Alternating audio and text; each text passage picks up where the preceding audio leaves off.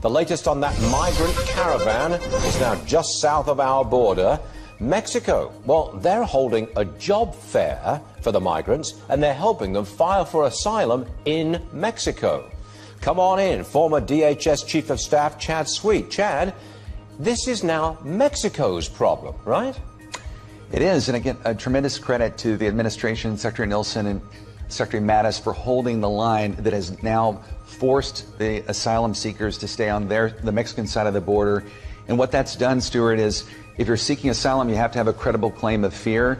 All these asylum seekers now have to explain why their credible claim of fear couldn't be addressed by staying in Mexico as opposed to the United States.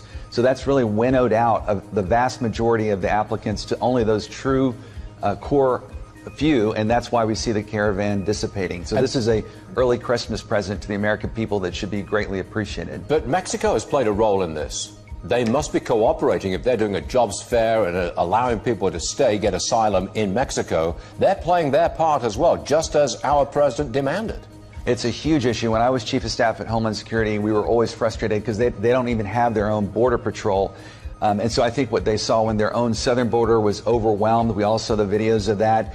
They're now taking this very seriously, and I think it cannot be overstated how impressive, what a diplomatic coup it's been that Secretary Nielsen of DHS, working with the Mexican government, was able to get that kind of cooperation, especially from a new incoming administration in Mexico, the AMLO administration. That's one that ran on a platform that was, the rhetoric was a little bit anti-American. So to do this behind the scenes, it does show that the U.S. and Mexico are collaborating in a very close way. Chad, it looks to me like President Trump won in the sense that most of the migrants did not get in, and there's no more migrant caravans on the way, at least not that I've seen or heard reported. That's another form of Trump win. It's a huge deterrent signal. I mean, if you look at it, no one died. Yes, there was the use of tear gas, but again, non-lethal force to maintain and hold the line at the border. If they had not held the line at the border, we would have seen more encouragement, more waves of these types of incidents. And that's why we just saw this horrible death of this tragic death of this child, the 7-year-old.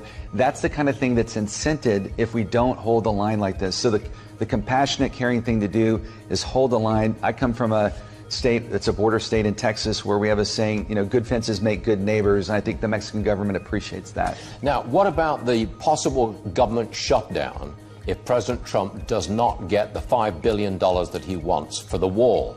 Is it worth shutting down the government for a war? What says Chad Sweet? Well, if you look at it, the deterrent signal that just got sent could have been done much more effectively had that been in place. And what the president's asking for, when I was Chief of Staff, you know, look at what we did. When I came in, out of 6,000 miles of border, there were only 73 miles of fence. We built 670 miles of fence, but we did it talking to each of the border sector chiefs, the boots on the ground commanders, to tell us where they needed it.